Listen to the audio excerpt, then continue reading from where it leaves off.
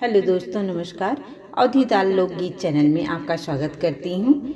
आज हम लेकर आए हैं आप लोगों के लिए चैत्र रामनवमी स्पेशल राम जी का बहुत ही प्यारा सोहर गीत।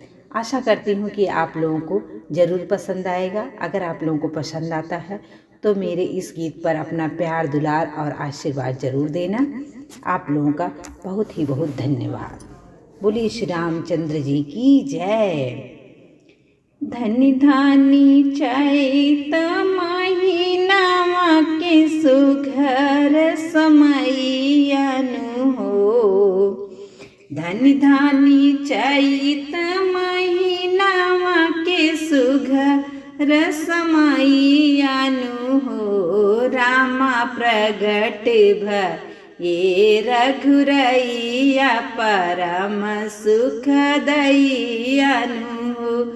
रामा प्रगट भये रघुरैया परम सुख दैयानु हो। धनि धानी त्रिपतिर प्रभु प्रगटवहिया। धनि धानी त्रिपति बर प्रभु प्रगटवहियानु हो। रामा धनि धनि हो, रामा धनि धनि माई के दीनावा देखा। धनि धनि माई कौशल्याई दीनावा देखा हो।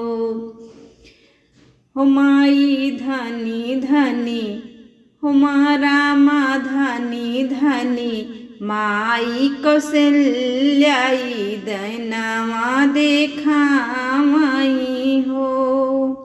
रामा प्रगट भये रघुरैया परम सुख दैयानु हो। रामा प्रगट भये रघुरैया परम सुख दैयानु हो। जो सुख दुर्लभ ब्रह्मा आदि सब देवहि हो। जो सुख दुर्लभ ब्रह्मा आदि सब देवहि हो। रामाया वध नगर के बसैया सहजहि में पवले हो। रामाया वध के बसैया सजहिया में पवले हो।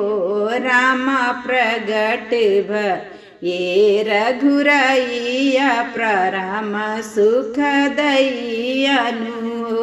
सखियाँ प्रगट भये रघुरैया परम सुख दैयानु हो। द्वारे बाजे है बधाइया महल बीच सोहर हो।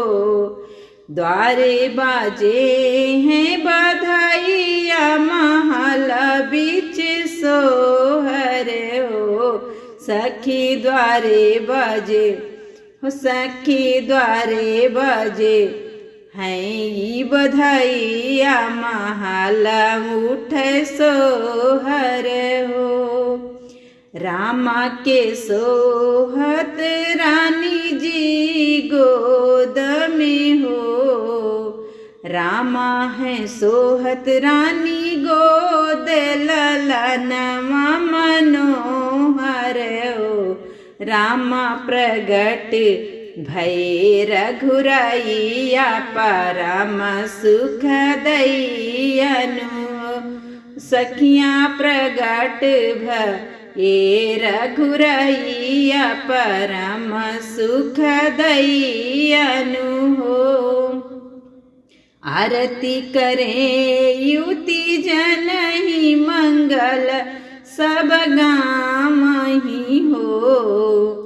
आरती करे युति जन हो, मंगल सब गामहि हो। रामा सिया लली जीवन धन्य प्रगट भये रघुरैया हो।